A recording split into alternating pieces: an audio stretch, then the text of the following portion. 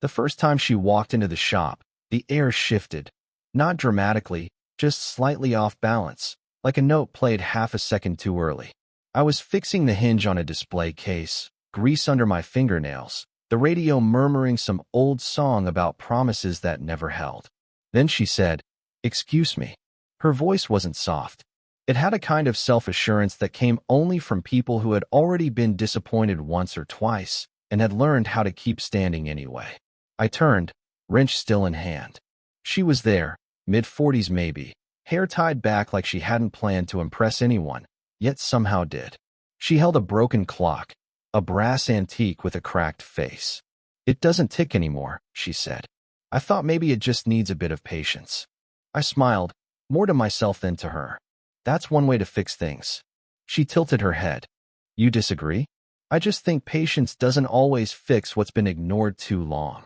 That was the first time I saw her mouth tighten, not with offense, but recognition. A flash of something behind the eyes, like she'd been waiting to hear that from someone else. I took the clock from her carefully, my fingers brushing hers. A small, accidental touch that seemed to echo louder than the creak of the ceiling fan above us. She smelled faintly of rain, or maybe it was the damp air clinging to her coat. While I worked on the mechanism, she stayed. Most people leave when they drop something off. She lingered, walking around the shop, studying old radios, cameras, forgotten things waiting to be useful again. I pretended to focus on the gears, but my eyes kept finding her reflection in the glass. When I asked if she was from around here, she said, "No, I just come here when I need to remember something." I didn't ask what. She didn't offer. That silence, it wasn't awkward. It was charged. Like both of us understood something had started, and neither wanted to ruin it by naming it. After a few minutes, the clock clicked. A single, fragile tick. I looked up. "There," I said. "Alive again." She smiled. Not wide, just enough to make it seem like she hadn't in a while. "You make it sound miraculous." "Maybe it is," I said. "Most people give up when things stop working." She glanced at the clock, then back at me. "And you don't." I shrugged. "Depends on what it is." She laughed softly, not at me, but like she recognized something familiar. "Careful," she said. "That kind of answer can get you in trouble." I wanted to ask what kind, but she was already pulling her coat tighter, preparing to leave. She hesitated by the door, looked over her shoulder, and said, "It's impossible, you know, to bring some things back." I should have let her go, should have nodded and said something polite, but the words came out before I could stop them. "Then let's make it real." She froze, only for a second. Then that faint, knowing smile again. And she left, the bell above the door ringing once, like punctuation. The clock kept ticking after she was gone. Slow, deliberate. And for the rest of the day, I couldn't focus on a single thing I fixed. Not the clock, not the silence, not the fact that her voice, that one quiet impossible, kept replaying in my head long after closing. She came back 2 weeks later, same clock, different excuse. Said it was running too slow this time. It wasn't. I checked the gears while she watched, her arms crossed, a faint crease between her brows that told me this visit wasn't really about the clock. The shop was quieter that morning. Rain tapped against the windows like it wanted to come in. She stood near the counter, not moving much, her hair slightly damp, her posture straighter than it needed to be.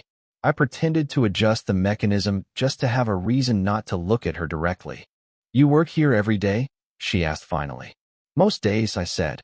"Someone has to keep the clocks running." She smiled at that, just barely. "I suppose someone does." I noticed her hands resting on the edge of the counter. The nails weren't painted, but there was a faint line of gold on her ring finger, where a ring must have been once. It wasn't there now. I tried not to stare. "You look tired," I said, before realizing how that sounded. She blinked, a little caught off guard. "Do I?" I shrugged. "Not in a bad way. Just like you haven't been sleeping right."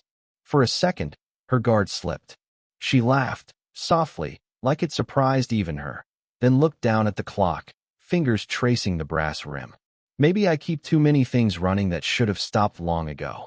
That line sat heavy between us. I didn't know what to say to it, so I didn't. Instead, I wiped my hands on a rag and adjusted the clock's balance wheel. She watched me, quiet again.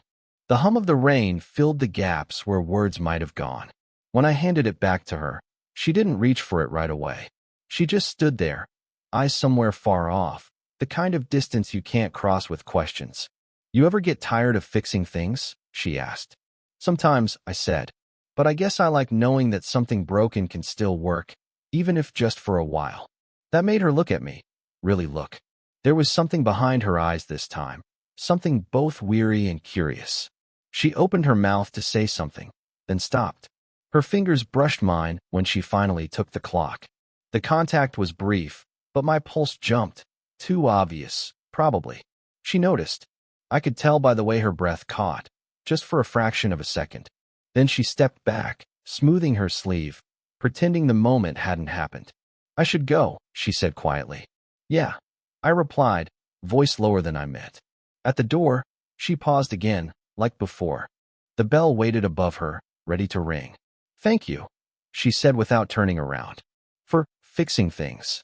And just like that, she was gone again, leaving the air still charged, the rain still falling, and me standing there, wondering why her absence felt louder than her voice ever had. It was close to closing time when she showed up again. No clock this time, just a worn umbrella dripping rain across the tile. I almost told her we were about to lock up, but something in her face stopped me. "Sorry," she said, brushing water from her sleeve. "I was nearby. I thought." She didn't finish. I motioned toward the small table in the corner, where I usually ate my lunch. "You can wait out the rain if you want. It's supposed to get worse." She hesitated, then nodded. Her coat dripped steadily into a small puddle near her chair. I handed her an old towel I used for polishing glass. She smiled, half amused, half grateful. "You always rescue broken things," she murmured. "Even wet strangers." I laughed softly. "Habit, I guess." The storm outside grew heavier, thunder folding over itself. The lights flickered once, then steadied. We sat there in the kind of silence that doesn't demand to be filled. She stared out the window, her reflection caught between flashes of lightning. I noticed how tired she looked again. Not the kind that sleep could fix, but the kind that came from carrying too much for too long. She caught me looking. "What?" "Nothing," I said. "You just seem like you don't stop often." She smiled faintly. "If I stop, things fall apart." There was something in her tone that made me want to ask more, but before I could, her phone buzzed. She checked the screen and went still. The light from the display turned her face pale. "Everything okay?" I asked. Her jaw tightened. "It's just someone I used to be married to thinks they can still call whenever they feel lonely." I nodded, not trusting myself to say anything. She silenced the phone and set it face down, then looked at me with a mixture of apology and exhaustion. "I shouldn't have said that," she whispered. "It's fine." She shook her head. "No, it's not. You shouldn't have to hear about my mess." I leaned back, voice steady but low. "I work in a repair shop. Mess is kind of my thing." That earned a quiet laugh, soft, a little broken. She looked at me then, really looked, and for a heartbeat, something in the air shifted. The rain softened outside, leaving just the sound of her breathing in mine. Her hand was resting on the table, and I could see the faint tremor in her fingers. I wanted to reach out, not to touch, but to steady. She didn't move away, but the lights flickered again, and in that pause, she pulled her hand back. The distance returned, fragile but deliberate. "I should go before it stops raining," she said, standing up too quickly. "Or stay until it does," I said before I could stop myself. She froze, eyes meeting mine, searching. Then, barely above a whisper, "Don't make it harder." And before I could ask what she meant, she was gone again, leaving the towel on the chair, still damp, still warm from where her hands had been. It was late again. Too late for her to be there, and too late for me to pretend I didn't wait for her. She showed up just as I was flipping the sign to closed. No umbrella this time. No excuse. Just that look. Half apology, half need. "I know," she said softly, before I could speak. "You're closing. I shouldn't be here." I didn't move. "Then why are you?" She exhaled, long and tired. "Because it's quiet here." I opened the door wider. Quiet's easy to find. This is something else. For a moment, neither of us moved. The hum of the ceiling light filled the space between us. Then she walked in, slow, deliberate, her heels clicking like punctuation marks to a sentence neither of us could finish. She didn't sit this time, just stood near the counter, fingertips grazing the glass where the clocks ticked, hundreds of tiny hearts keeping time. You ever think about how noise makes people feel less alone? She asked suddenly. Sometimes, I said. But silence, it tells the truth. Her eyes lifted to mine. And what truth are we avoiding? The question hit harder than I expected. My throat tightened. That this, whatever this is, doesn't make sense. She nodded. It doesn't. We stared at each other for a long time. The second hand on the wall clock made a soft click, click, click, each sound heavier than words. Finally, I said it. Not what I'd rehearsed in my head, but what was real. When you leave, I keep hearing you anyway. The sound of your coat, the bell on the door. It's like you don't actually go. She looked down, her hands tightening on the edge of the counter. Don't say that. Why not? Because I already stay longer than I should. Her voice cracked at the end, just barely, but enough to undo me. I don't want to make you uncomfortable, I said, even though I already had. You don't, she said quickly, then stopped. You do. And that's the problem. A thin tremor passed through her shoulders, the kind people try to hide by pretending to stretch. I wanted to reach for her, to do something, anything, but I didn't. The space between us felt alive, almost breathing. She finally turned toward the door, hand hovering over the handle, but not gripping it. You're too young to understand what this kind of silence costs. I stepped closer, not close enough to touch, but close enough that I could see the faint pulse at her throat. Then tell me. She met my eyes, steady, defiant, breaking all at once. If I tell you, I'll start to believe it's allowed. The clock ticked once more. The hum of the light flickered. And then, in the quiet that followed, she whispered, almost to herself, God, I wish you'd met me before I learned to be careful. She didn't come for nearly 3 weeks. By the time she did, the shop felt wrong without her, too neat, too still. I'd stopped expecting the sound of the doorbell, the faint trace of her perfume that used to hang in the air long after she left. But then, one gray morning, she walked in like nothing had happened. Only this time, she was holding a small envelope. I found this while cleaning, she said. Her voice was steady, but her fingers trembled slightly. It's not for you, but I think you should see it. She slid it across the counter. The paper was old, creased, the edges softened by time. I hesitated before opening it. Inside was a faded photo. Her, younger, standing beside a man who looked maybe my age now. They were laughing, sun behind them, happiness unposed. I was 24, she said quietly. He was 23. We were supposed to move to Lisbon. He wanted to teach, I wanted to paint. What happened? I asked, even though part of me didn't want to know. Her eyes didn't move from the photo. Car accident. He was driving home from work. I never painted again after that. Silence. The kind that felt like gravity. She finally looked up, and there it was. The same fragile honesty she'd been hiding behind every small smile, every unfinished sentence. When you talk, she said, when you laugh, you sound like him. Sometimes I come here just to remember what that used to feel like. My chest tightened. I didn't know if I should apologize, or say thank you, or walk away. None of those felt right. I didn't mean to, I started. She shook her head quickly. You didn't do anything wrong. That's the worst part. The rain outside had started again, soft, rhythmic. She traced the edge of the photo with her thumb, as if trying to smooth time itself. I thought I'd buried that part of me, she whispered. And then you came along, and suddenly I'm standing in the same light I thought I'd lost forever. Her words landed like an ache I couldn't place. I wanted to say something, anything, to make it lighter. But every word that came to mind sounded like the wrong kind of comfort. She tucked the photo back into the envelope and handed it to me. Keep it. Maybe it'll help you understand why I can't.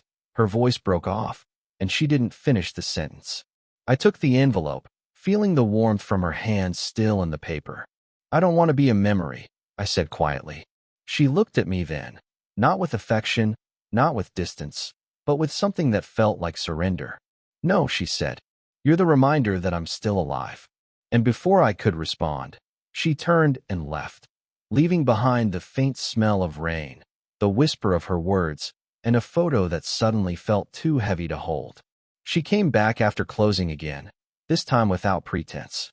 No clock, no photo, no words waiting in her mouth. Just her. I didn't ask why. I just unlocked the door and stepped aside. The shop was dim, the light from the street stretching across the floor in thin amber lines. Dust hung in the air like slow snow. Neither of us spoke. She moved to the counter and set her hands on the same glass she'd touched 100 times before. I shouldn't be here, she said finally. I know. She let out a shaky breath. Then why aren't you stopping me? Because every time you leave, I said, it feels like I forget how to breathe right. Her laugh was quiet, unsteady. You make everything sound like a confession. Maybe it is. She looked at me then, really looked. No armor, no distance. Just a woman standing in the middle of a life she didn't expect, facing something she didn't plan to feel again. I don't want to hurt you, she said. You deserve someone who hasn't already lived an entire lifetime. I shook my head. Maybe that's what draws me to you. You've already seen how easily things break, and you still keep moving. Her lips parted like she wanted to argue, but nothing came out. Instead, she reached for the photo I'd kept near the register, the one she'd given me weeks ago. She held it up between us. He used to stand like you do, she whispered. Same way of leaning, same stubborn eyes. And you loved him, I said. Yes, she answered. And then he died, and I stopped letting anyone remind me what love sounded like. I stepped closer, not to replace him, not to fill the void, but to share the same silence. Then don't call this love, I said softly. Call it breathing again. For a long time, we just stood there, two people too aware of the distance between their ages, their pasts, their reasons. And then, without ceremony, she reached across the counter and took my hand. Her fingers were warm, a little rough at the tips, trembling slightly, not from fear, but from the effort of letting go of all the things she'd kept buried. No words followed. The air around us felt fragile, almost sacred. She leaned forward until our foreheads nearly touched, close enough that I could feel her breath, slow and uneven. I don't know what this is, she whispered. Neither do I said. But I don't want it to disappear. She closed her eyes, the faintest smile ghosting across her lips. Then let's not name it. Not yet. We stayed like that, suspended between everything we shouldn't be and everything we already were. Outside, the rain started again, tapping gently against the glass. Inside, nothing moved. Just her hand in mine, her forehead against mine, and the quiet, steady truth that neither of us wanted to leave first. It's been months since she left the town, or maybe just enough time for me to stop expecting the doorbell to ring at closing. The shop looks the same, though it doesn't sound the same. The air used to hum with a kind of quiet electricity when she was here. Now it's just quiet. The clock she brought that first day still sits on the shelf behind me. It ticks a little slower now, but it still works. I keep meaning to fix it properly, yet somehow, I never do. Maybe because it reminds me that not everything broken needs to be perfect again. Some things just need to keep going. I think about her sometimes in moments that have nothing to do with her. When the rain hits the window, when a song fades before the last note, when someone laughs too softly to be confident. It's strange how people stay long after they leave. What I learned from her wasn't about love in the way stories usually mean it. It was quieter, more about seeing.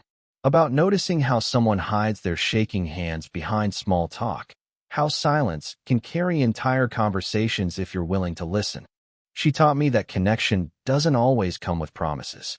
Sometimes it's just two people meeting in the middle of their own unfinished stories, long enough to remember what it feels like to be human again. I used to think love had to end in something certain, a beginning, a goodbye, a name. But with her, it didn't. It just was. It existed between moments, in the brush of her hand, the way her voice softened when she said my name, the half-smile that meant she was fighting not to feel more than she should. And I think that's enough. A few days ago, I got a postcard. No return address. Just a picture of the sea and a few words written in her handwriting. Still breathing. That was it. No signature. No explanations. Just that reminder. Simple, alive. I stood there for a long time, looking at it.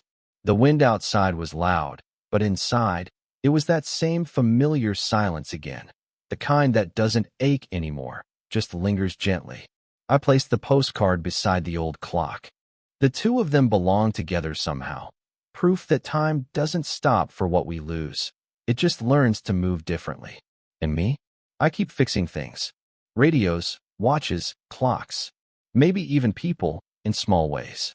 Every now and then, someone new walks through the door, and I catch myself listening for her laugh and their voice. It's not there, but the memory of it still warms the room.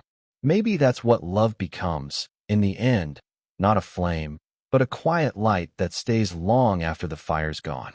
Pauses, faint smile. If you've ever had someone who changed you without trying, someone you still hear in the quiet, tell me below. I think we all have at least one.